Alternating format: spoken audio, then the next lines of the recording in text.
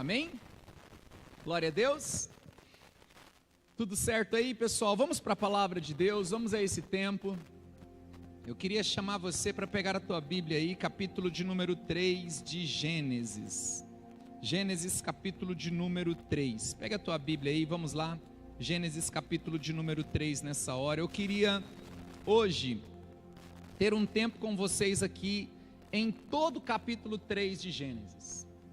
De alguma forma eu tenho muita coisa para falar a respeito desse capítulo, não conseguirei falar tudo que eu precisaria, mas eu queria mencionar alguns pontos e quem sabe um dia a gente dá continuidade. O Senhor tem me levado a falar, a entender a respeito de fundamentos conhecidos na origem. Nós precisamos de alguma maneira conhecer os fundamentos da origem. A ideia não são fundamentos para o que acontece hoje, mas fundamentos da criação. Quando você precisa descobrir como que algo funciona e não há uma resposta na terra concreta a respeito daquilo, a melhor coisa a se fazer é saber como tudo começou. Porque como tudo começou aponta para aquilo que nós devemos ser e fazer quando não há um conhecimento específico em determinada época. De repente a gente vive um tempo de muitas dúvidas que a gente pode pensar assim: o que eu tenho que fazer, como eu tenho que agir, não há algo, não há uma voz, não há ninguém falando especificamente sobre isso. E quando há ausência de um conhecimento num tempo específico e você não sabe o que fazer ou como agir, vai na origem, vai aonde tudo começou e ali você vai ter toda uma direção muito clara. Amém? Gênesis capítulo 3, Espírito Santo fala conosco, vem nos instruir, vem nos construir, vem Senhor nos lavar, nos sarar, vem Senhor, em nome de Jesus, remover o que precisa e de alguma forma também, vem Senhor Deus, plantar o que se precisa. Eu te louvo, eu te agradeço em nome de Jesus. Meus irmãos, quando você para se entregar à leitura da palavra de Deus, quando você se entrega ao livro de Gênesis, por exemplo, uma das coisas que me chama muita atenção no capítulo 1 de Gênesis, na criação, é que uma das coisas que estava muito evidente quando Deus estava criando as coisas, é que tudo que Ele criava, Ele usava como fundamento separação. Ele sempre criou a partir de separação. Então, por exemplo, quando você lê o capítulo 1, você descobre no versículo 3, e disse Deus, haja luz, e quando Ele cria a luz, Ele viu que a luz era boa e fez separação entre luz e trevas. Você começa a olhar no versículo de número 6 também, haja entre as águas um firmamento que separe águas de águas. Então Deus fez o firmamento e separou. Algo começou a brotar no meu coração quando eu vi que toda a criação tinha um fundamento que pouco se fala, que é Deus cria com o propósito de que aquilo que foi criado, naquilo que passa a existir, haja uma separação. Se a gente continuar vendo também o verso 9, ajuntem-se num só lugar as águas que estão debaixo do céu e apareça a parte seca, e assim foi. A parte seca chamou Deus de terra e chamou mares o conjunto de águas, ou seja, Ele separou a parte seca, Ele separou as águas dos mares. No verso 14 Ele diz, haja luminares no firmamento do céu para separar dia e noite. Sabe, meus irmãos, a separação, uma divisão, uma diferença, isso pode ser observado na criação. No versículo 17, olha o que diz: Deus os colocou no firmamento do céu para iluminar a terra, governar o dia e a noite, e separar luz das trevas. Ou seja, todo o capítulo 1, na criação, houve separação. Entenda essa palavra e escute isso. Toda a criação de Deus, tudo que Deus gera na nossa vida, essa geração, essa gestação, esse poder criativo de Deus dentro de nós, ele só vai ter sucesso quando há uma separação. Quando Deus te chamou, Ele te separou. Quando Deus te gerou, Ele te separou.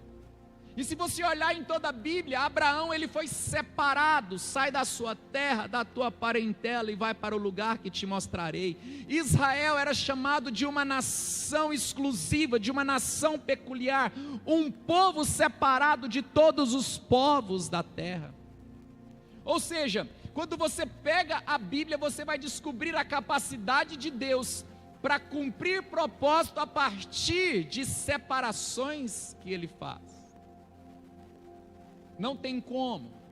Se você é um homem, se você é uma mulher de Deus, você tem que entender que Deus não te criou para viver misturado com as trevas. Deus não criou o sol para viver misturado com a lua. As águas acima dos céus, as águas da terra estão separadas. Sempre vai haver uma separação entre o que é celestial, o que é terreno. E você precisa hoje entender o princípio da separação, porque a partir do entendimento desse princípio da separação, você começará a entender como viver um propósito de uma forma mais plena.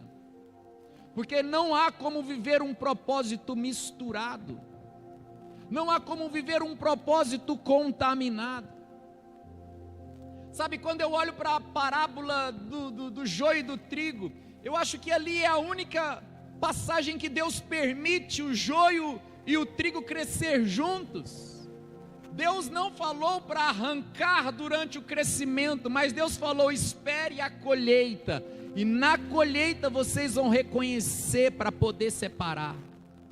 E você sabe por que só podia colher o trigo separar trigo e joio só na colheita? Simples, porque quando os dois cresciam, sabe qual a diferença? Sabe como que se identificava o joio e o trigo na colheita?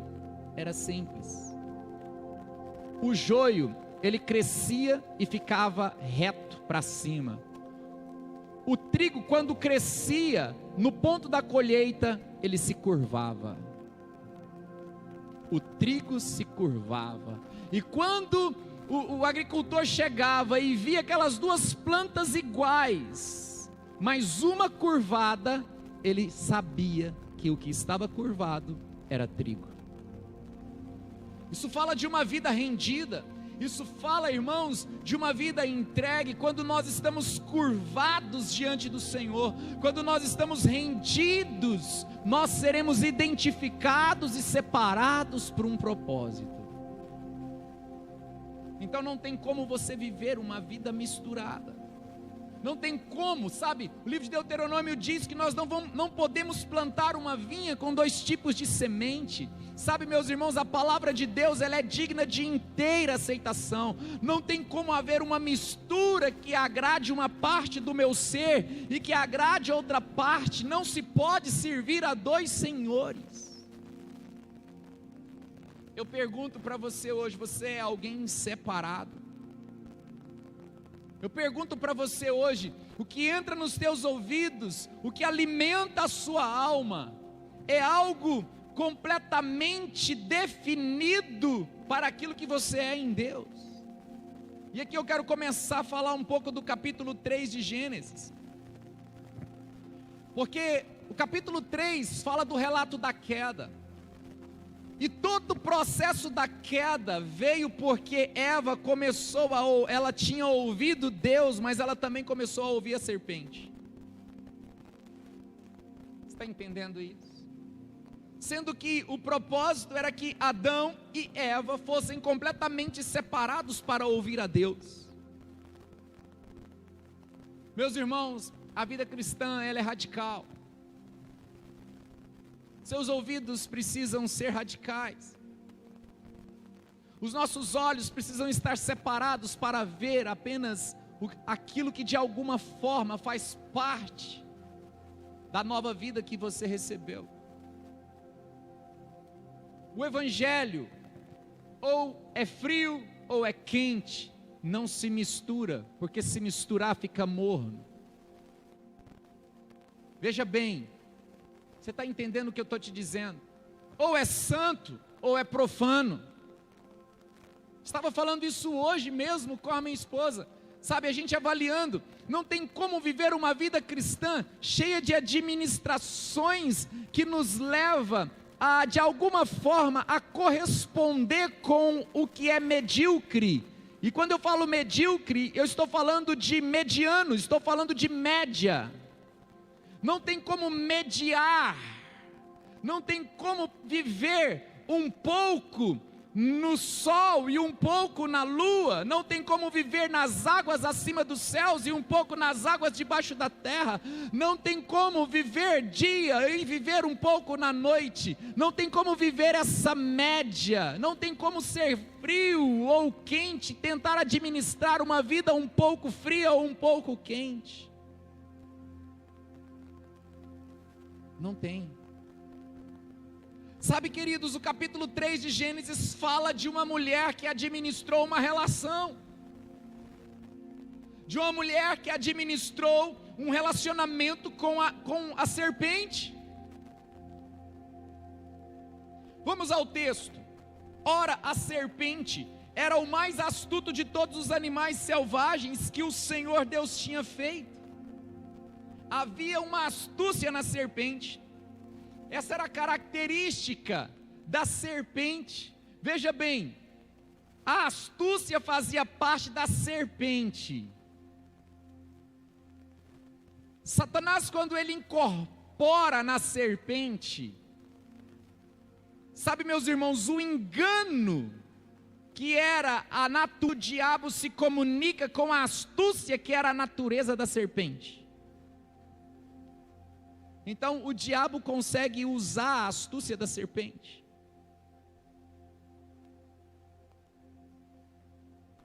E ela perguntou à mulher: foi isto mesmo que Deus disse? Não comam de nenhum fruto das árvores do jardim? Veja, irmãos, nós precisamos tomar muito cuidado, porque no diálogo entre a serpente e a mulher, você vai notar que havia, sabe aquelas conversas irresponsáveis com duplo sentido? Você que está me ouvindo, você já participou de alguma conversa, já ouviu alguém falar coisas com uma certa duplicidade, ou de alguma forma falar coisas para te levar a pensar uma outra coisa? Ou falar coisas para te induzir de alguma forma, ou te despertar, ou seja, de alguma forma dizer uma frase que gere um controle naquilo que você vai pensar, ou induzir você a olhar, ou induzir você a fazer. Talvez a neurociência explique um pouco disso. Sabe, meus irmãos, a conversa de Eva e a serpente, a maneira que Eva começou a falar com a serpente, era uma maneira carregada de disfarce. Veja bem, a serpente trazia mentiras disfarçadas de verdade. Mentiras disfarçadas de verdade. Segundo ponto, irmãos, quando você observa aquele diálogo, você começa a descobrir que a serpente conseguia contaminar a motivação de Eva diante do que Deus tinha falado.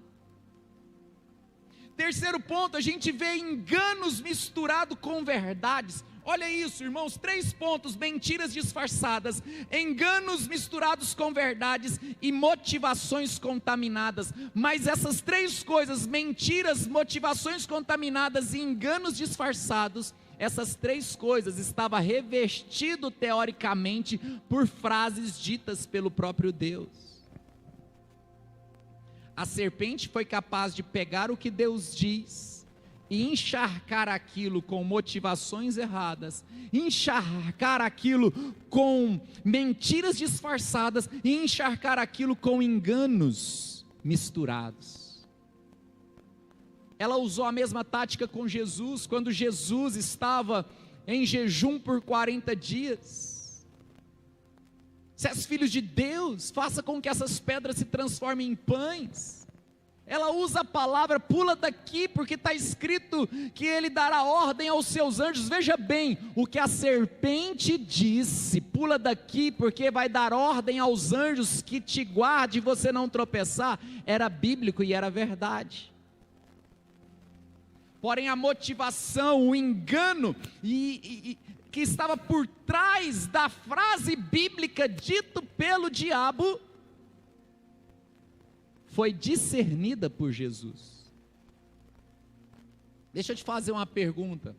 Você consegue detectar uma mentira disfarçada? Você consegue discernir uma motivação contaminada? Você consegue identificar um engano misturado no meio de verdades? Eu me lembro que eu trabalhei num banco, e durante um tempo eu fui caixa desse banco. E a gente tinha que ter uma certa habilidade para poder identificar notas falsas. E a gente tinha alguns aparelhos para identificar, muitos objetos nos foram dados para poder identificar nota falsa. Mas um dia o meu gerente chegou em mim e falou assim: sabe como que você identifica nota falsa? Eu falei: como? Ele disse: familiarizando com as notas verdadeiras. Quanto mais você conhece nota verdadeira, mais você será capaz de identificar as notas falsas. Porque quem produz a falsidade, ele é capaz também de manipular os aparelhos que identificam a falsidade, a nota falsa.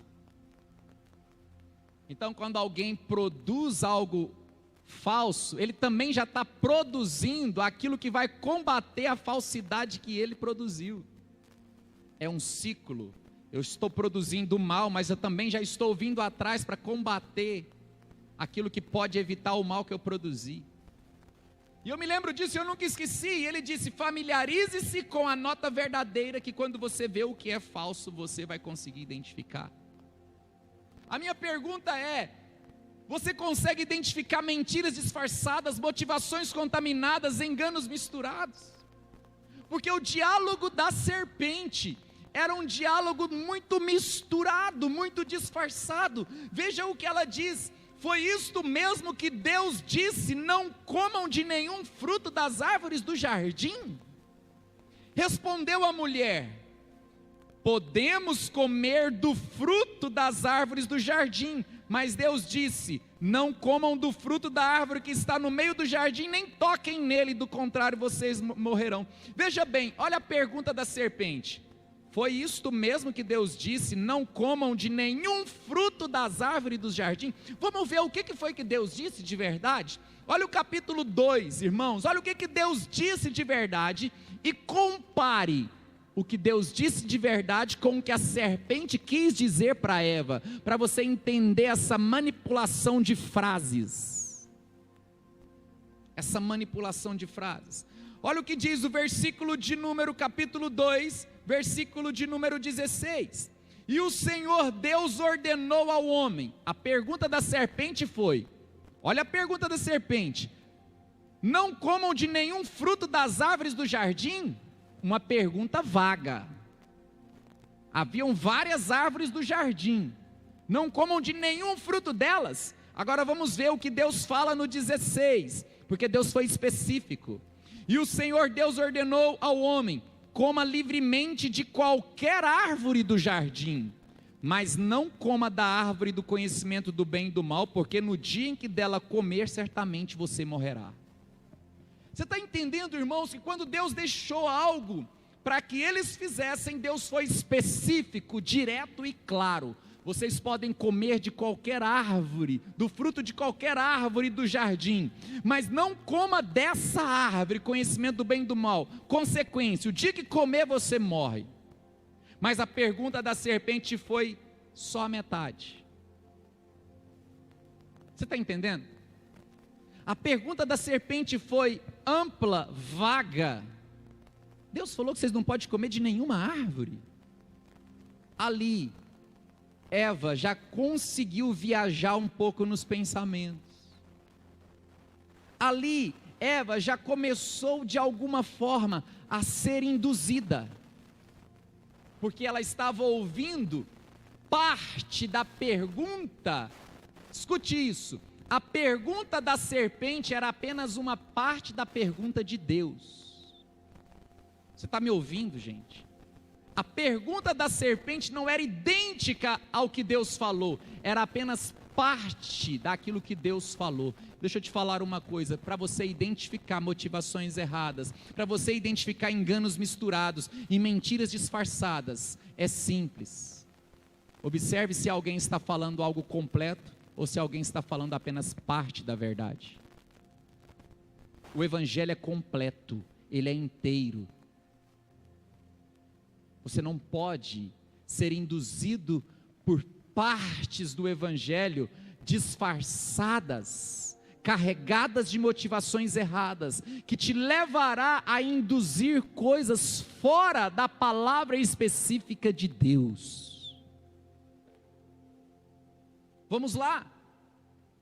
Respondeu a mulher à serpente: podemos comer do fruto das árvores do jardim. Ou seja, ela respondeu ok, certo? Mas Deus disse: não coma da árvore que está no meio do jardim. Mas ela diz aqui entre duas vírgulas, né? Nem toquem nele. Veja bem, a palavra nem toquem nele, a expressão está antes de um aposto. Isso indica que ela colocou isso aqui, dentro da questão gramatical. Nem toquem nele, do contrário vocês morrerão. Veja bem, Deus falou que não era para comer, Deus falou que não era para tocar. A expressão não toque estava ligado com a responsabilidade de Eva. Ela colocou, Deus em momento nenhum não falou que não poderia tocar. A relação com a serpente leva ela a crescer, a ampliar o diálogo fora da mensagem específica que Deus tinha dado.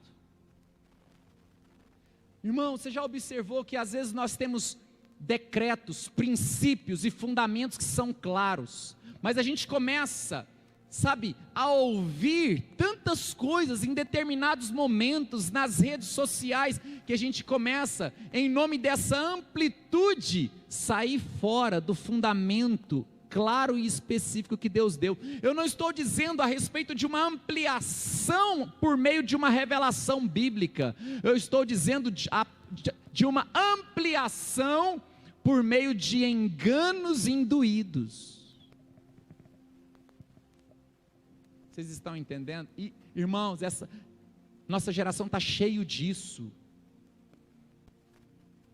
O sim, sim e o não, não parece que não faz mais parte do evangelho. A Bíblia é clara: seja o vosso sim, sim, o vosso não, não. O que passar disso vem de quem?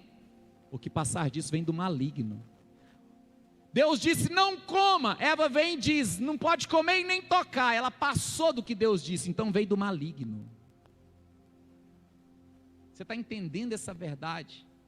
Passou, veio do maligno, passou do princípio, passou do fundamento. Por mais que seja carregado de uma certa leveza, por mais que seja carregado com um certo entendimento, passou do princípio, vem do maligno. Espero que você esteja entendendo essa mensagem. Amém, gente? Amém, meus amigos, meus irmãos aqui? Glória a Deus, pastor Kennedy. Vamos lá. Verso 4, disse a serpente à mulher: certamente não morrerão. Agora que Eva estava completamente carregada de motivações contaminadas, mentiras disfarçadas e enganos misturados, a serpente diz claramente algo contrário ao princípio que Deus deu. Deus falou: o dia que você comer, vocês vão morrer. Agora a serpente diz: certamente não morrerás. Por quê? Porque a alma de Eva já estava condicionada para receber a mentira clara e exposta da serpente. Uau! Aquela relação, a princípio, era uma relação de condicionamento. Mas quando o condicionamento estava pronto, a serpente poderia revelar uma mentira clara. Certamente não morrerás.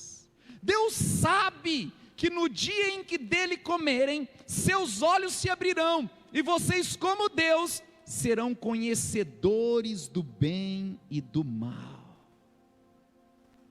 Uau! Vocês não vão morrer, vocês apenas serão como Deus, serão conhecedores do bem e do mal. O que a serpente consegue fazer aqui é introduzir, é inserir dentro de Eva o mesmo desejo que estava dentro dela.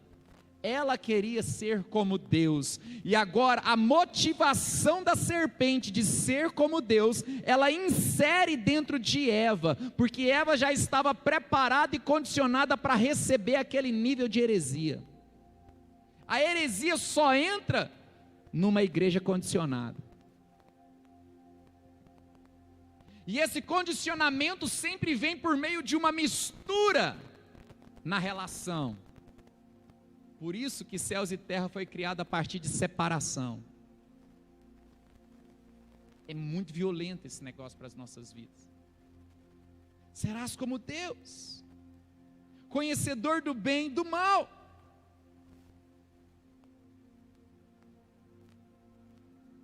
Deus não disse, se você olhar Gênesis 2,16, olha o que diz: e o Senhor Deus ordenou, coma livremente de qualquer árvore do jardim, mas não coma da árvore do conhecimento do bem e do mal, porque no dia em que dela comer, certamente morrerá. Deus não disse para Adão e Eva em momento nenhum que eles seriam como Deus.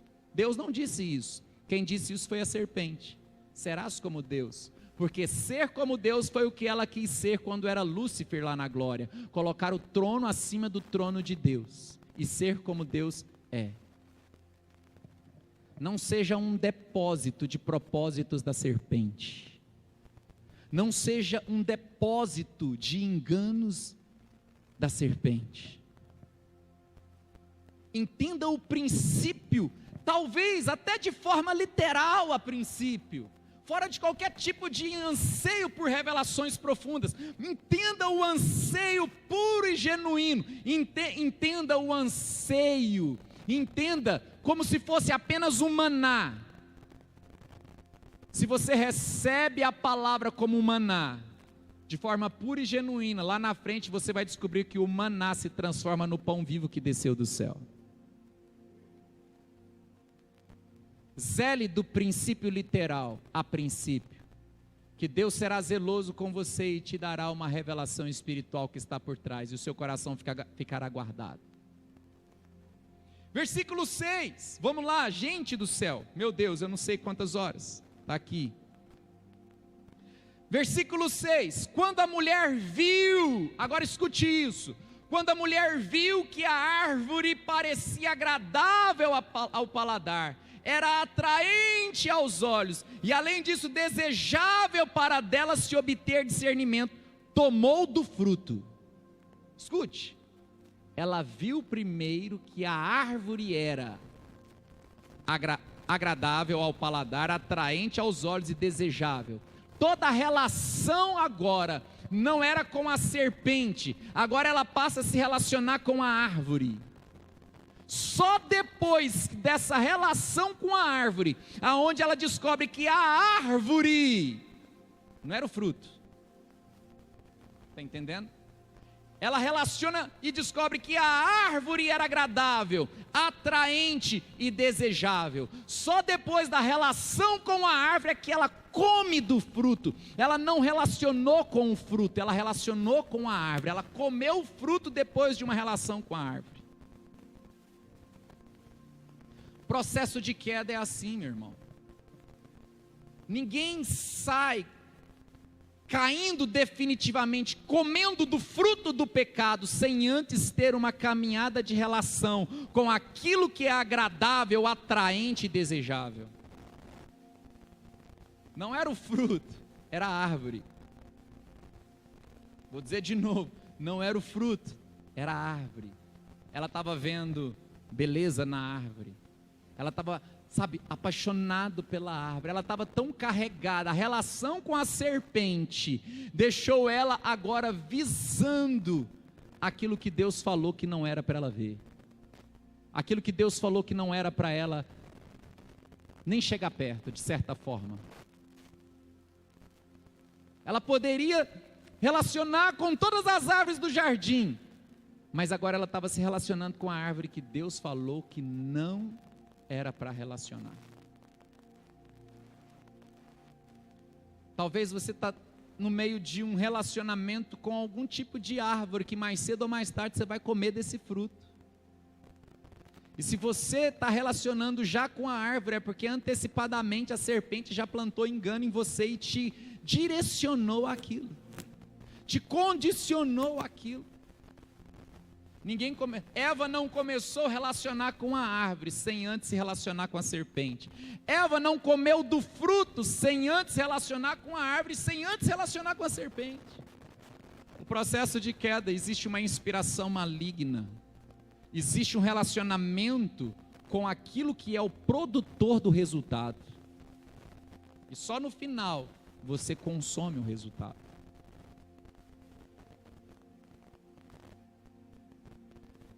Então entenda isso, só no final ela come o fruto, e a Bíblia diz que ela comeu e deu a seu marido, que comeu também.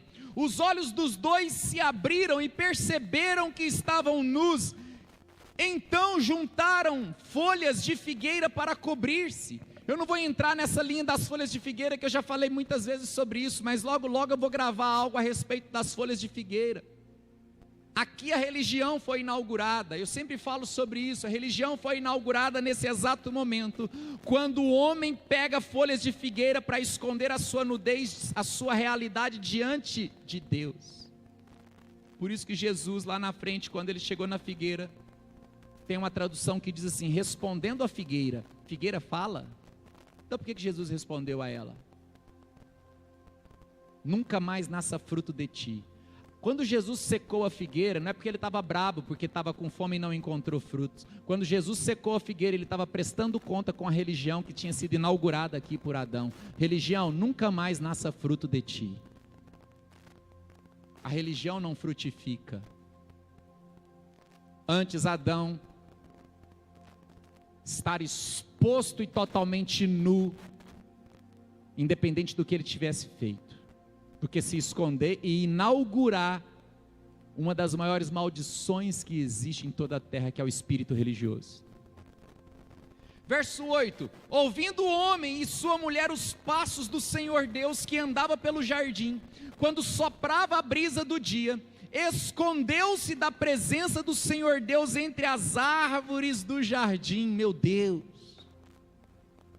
a Bíblia está dizendo que quando Deus foi chegando, o que Adão e Eva fizeram? Esconderam-se no meio das árvores do jardim. Queridos, eu estou falando de fundamentos revelados na origem. Deixa eu te falar uma pergunta, escute isso. Para que as árvores foram criadas? Olha o que diz, irmãos. As árvores foram criadas no capítulo 1, versículo 29. Olha o propósito da criação das árvores. Disse Deus: eis que dou a vocês todas as plantas que nascem em toda a terra e produzem sementes, e todas as árvores que dão frutos com sementes, elas servirão de alimento para vocês. Ou seja, Deus criou árvores para gerar semente e dar alimento para o homem. Os frutos da árvore tinham o propósito de alimentar. A árvore foi criada para gerar fruto, mas a árvore não foi criada para o homem se esconder. Quando eles ouviram os passos do Senhor, eles se esconderam atrás daquilo que foi criado para gerar fruto. Vou repetir? Pega essa, eu sei que você já entendeu. Quando Deus foi se aproximando, eles se esconderam atrás daquilo que foi criado para gerar fruto. Toda pessoa, irmãos, num processo de queda, ele se esconde atrás do fruto. Ele se esconde atrás daquilo que... Ele se esconde atrás de um fruto, atrás de um propósito errado.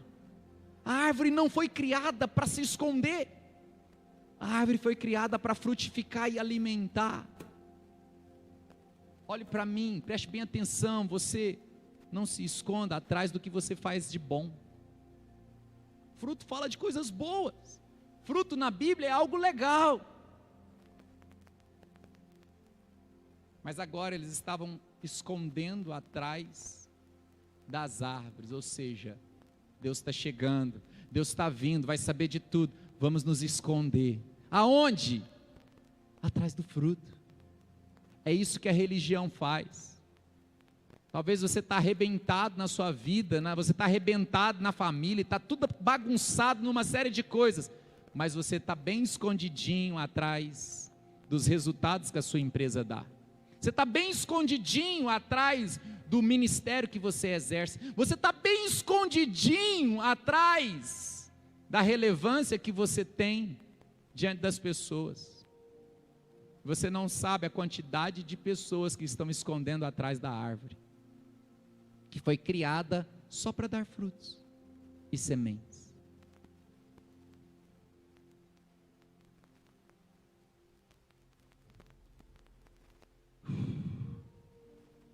Nove.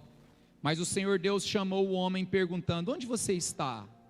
E ele respondeu: ouvi teus passos no jardim e fiquei com medo, porque estava nu, por isso me escondi. Talvez o primeiro sintoma, primeira doença de alma, foi a instalação do medo. Deus veio no jardim para amar Adão. Deus veio no jardim para amar Eva. Eles foram criados para serem amados, mas agora brota dentro deles o medo. E o medo agora que estava dentro deles se torna um bloqueio de separação entre eles e o amor do Pai. Talvez o medo era uma revelação de que houve ali uma separação de Adão e Eva para com o Pai. Por isso que na carta de João, a Bíblia diz que o amor lança fora todo medo. Deixa eu te falar, meu irmão, o antônimo do medo não é coragem. Não se resolve medo com coragem, se resolve medo com amor. Eu preciso orar a Deus para Deus me dar coragem e esse medo sair da minha vida. Não, receba o amor de Deus e seja livre do medo. Verso 11. E Deus perguntou. Agora eu quero que vocês prestem atenção em 3 questões, porque nós precisamos aprender a identificar quem foi o causador da queda. Porque uma coisa, irmãos, é identificar quem é o responsável, mas identificar quem foi o arquitetador de tudo aquilo. Olha o que diz, verso 11. E Deus perguntou: quem disse que você estava nu? Deus estava atrás de alguém. Quem disse que você estava nu? Você comeu do fruto da árvore do qual proibi de comer? São 2 perguntas que atingem pessoas diferentes. Você está entendendo? Quem disse que você estava nu? Ele estava atrás do causador. Você comeu do fruto da árvore da qual proibi de comer? Ele estava identificando o responsável. Porque às vezes o causador pode ser um e o responsável pode ser outro. Você está entendendo isso? A pergunta era: quem disse? Deus estava atrás. 12. Disse o homem: foi a mulher que me destes por companheira, que me deu do fruto da árvore e eu comi. Preste atenção nisso. Olha o que Adão fala: foi a mulher que me deste por companheira. Aí eu, curioso demais, fui querer descobrir o que significa a palavra companheira. Sabe por que eu fui atrás? Porque Deus não deu a mulher para ser companheira de Adão. Deus deu a mulher para ser auxiliadora de Adão. E as traduções bíblicas para esse versículo, sabe, a palavra auxiliadora, lá, a Bíblia diz, quando Deus deu a mulher, Deus falou assim: dar-lhe-ei uma auxiliadora idônea. Tem um texto que diz assim: dar-lhe-ei alguém que será a sua outra metade. Outra tradução diz assim: dar-lhe-ei alguém que vai assistir diante de você, Adão, alguém que vai estar diante de ti. 3 traduções, e nenhuma delas que eu li mostra Deus entregando a mulher como companheira. Deus entregando alguém idôneo, Deus entregando alguém que era a outra metade, Deus entregando alguém que estava diante de Adão. Mas agora a mulher deixa de ser idônea, Eva deixa de ser, sabe, uma só com Adão, e Eva deixa de estar diante de Adão, porque lá atrás ela estava diante da serpente. Então eu olhei o que significa a palavra companheira, e sabe o que significa a palavra companheira? A palavra companheira significa aquela que come comigo no meu prato. É isso. Por isso que Adão disse: a mulher que tu me destes por companheira, ela comeu do fruto e trouxe a metade no prato para mim, e eu comi também. Deixa eu te fazer uma pergunta. Quem comeu no prato com Jesus?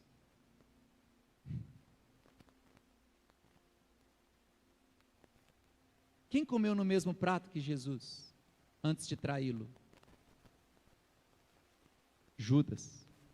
Então Judas era companheiro, porque ele comia no mesmo prato. Você está entendendo isso? Você está escutando essa verdade? Agora, Adão, ele deixa de identificar Eva como auxiliadora e identifica Eva como companheira. Porque limitou a relação, a queda trouxe limitações na relação. A mulher para o homem, a mulher para Adão, agora ela não era mais aquela que assistia diante dele, ela não era mais aquela que era idônea, ela não era mais aquela que era outra metade. Sabe, uma só carne. A mulher era uma companheira aí. Pense comigo, se Judas teve o coração cheio de Satanás e comeu no prato com Jesus, Eva foi cheia de Satanás, e por estar cheia de Satanás, ela come no mesmo prato que Adão. Por quê? Porque Satanás encheu o coração dela do mesmo jeito que encheu o coração de Judas. Então, não é ser companheiro. Você está entendendo que às vezes você está tão feliz porque tem alguém que come no seu prato, mas talvez isso seja muito arriscado. Talvez isso seja muito perigoso. Porque as coisas de Deus, elas são muito profundas. E o Senhor Deus perguntou então à mulher: olha só, que foi que você fez? Para Adão Deus perguntou: quem disse que você estava nu? Para a mulher ele perguntou: o que você fez, mulher? Primeira pergunta: quem disse que você estava nu? Segunda pergunta: que foi que você fez? Respondeu a mulher: a serpente me enganou e eu comi. Deixa eu te perguntar, a serpente enganou? Eu poderia dizer que a serpente induziu, mas eu não diria que a serpente enganou, porque ela tinha sido avisada antes, de uma forma muito clara e específica por Deus, do que era para ser feito, do que era para não ser feito. Escute, a serpente não enganou Eva, ela induziu Eva. E Eva simplesmente olha e diz: a serpente me enganou. Sabe o que Eva estava fazendo? Ela estava perpetuando o serviço da serpente. Eva era uma mulher que tinha, sabe, irmãos, até aqui ela não tinha nome, ela só ganha o nome de Eva lá na frente. Porém a mulher, quando ela ganha o nome de Eva, significa mãe da humanidade. Ou seja, era aquela responsável pela gestação, era responsável para gerar, ela iria gerar a humanidade. Quando aqui atrás ela diz: a serpente me enganou, ela permite que o ventre dela entre o engano, para que tudo aquilo que ela fosse gerar, fosse a partir daquilo que ela justificou. Por isso que uma justificativa sem arrependimento perpetua a identidade do erro.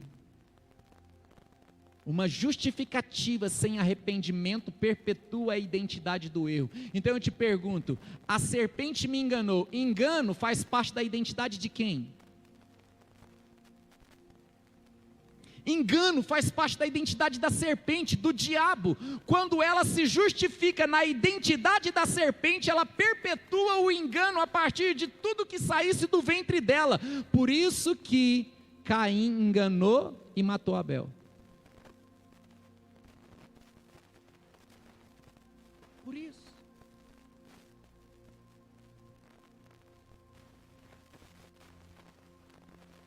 (14) Então o Senhor Deus declarou à serpente: uma vez que você fez isso, Agora Deus foi no culpado. Ele olha para a serpente e diz: uma vez que você, quem fez? A serpente. A serpente que fez. Uma vez que você fez isso. Então Deus identificou claramente quem fez. O diabo que fez, irmãos. Mas isso não anula a responsabilidade de Adão e Eva. Aí ele diz: maldito é você entre todos os rebanhos domésticos e entre todos os animais selvagens. Sobre o seu ventre você rastejará, o pó comerá todos os dias da sua vida. Porém inimizade entre você e a mulher, entre a sua descendência e o descendente dela. Este ferirá a sua cabeça e você lhe ferirá o calcanhar. Talvez a grande gravidade e consequência da serpente, porque aqui ela assina condenação. Haveria alguém que ia ferir a cabeça dela. Mas agora a serpente, ela iria se alimentar daquilo que ela produziu em Adão e Eva. Ela ganha uma legalidade e um direito, mas ela ganha uma profecia de morte no final. Você está entendendo? Ela pega uma rota, ela ganha uma legalidade e um direito de se alimentar do pó da terra. Isso fala do pecado do homem que foi feito do pó da terra. Mas ela ganha uma profecia definitiva de fim, de morte.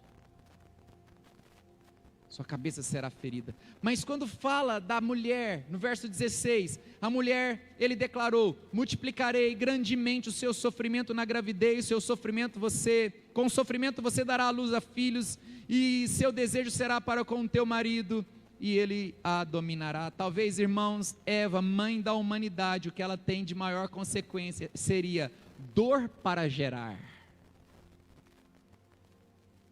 O nosso Deus é um Deus geracional. E nunca foi da vontade de Deus que aquilo que se gera fosse carregado de dor. Nosso Deus, Ele é um Deus que provê e é um Deus que gera. Ele gerou os céus e terra. A Bíblia fala que o Espírito de Deus pairava sobre a face das águas. A palavra pairar significa gestar. Então dá a entender que o nosso Deus gera. E quando Ele cria céus e terras, ao gerar céus e terra, sabe, meus irmãos, que Ele começa a pôr ordem. Tudo que Ele cria na terra fala de uma provisão. A consequência na vida de Eva era dor para gerar, mas a consequência na vida do homem de Adão era dor para prover. 17. E ao homem declarou: visto que você deu ouvidos à sua mulher, e comeu do fruto da árvore da qual ordenei a você que não comesse, maldita é a terra por sua causa, com sofrimento você se alimentará dela todos os dias da sua vida, ela lhe dará espinhos e ervas daninhas, e você terá que alimentar-se das plantas do campo, com o suor do seu rosto. Irmãos, olha isso, você se alimentará das plantas do campo, porque antes ele não comia das plantas do campo, ele comia das árvores do jardim. Ele foi expulso, no final a Bíblia fala que o homem foi expulso do jardim, agora ele teria que comer de toda planta que estava fora do jardim. E tudo que estava fora do jardim só poderia ser alimentado através de dores.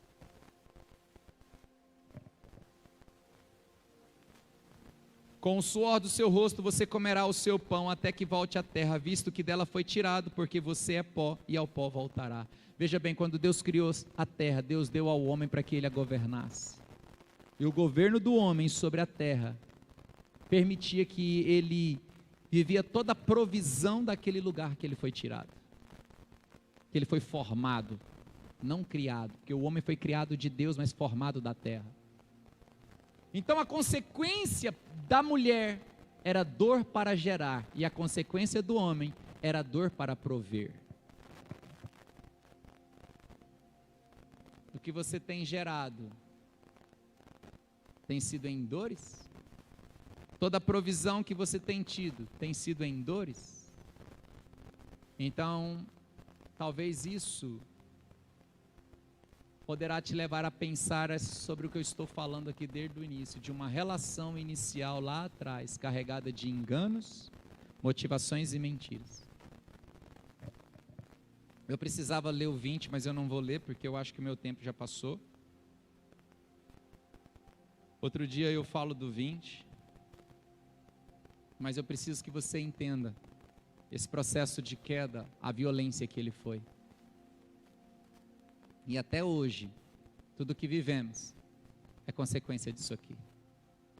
Jesus veio e redimiu tudo. Jesus redimiu tudo. É claro que falar da redenção seria agora a outra parte da mensagem. E essa parte da redenção, ela é muito mais gloriosa, ela é muito mais alegre, ela é muito mais preciosa do que propriamente falar dessa parte da queda. Amém, gente? Amém, meus irmãos? Glória a Deus. Eu quero orar, vamos orar. Se você está aí na sua casa, feche os olhos, vamos orar juntos.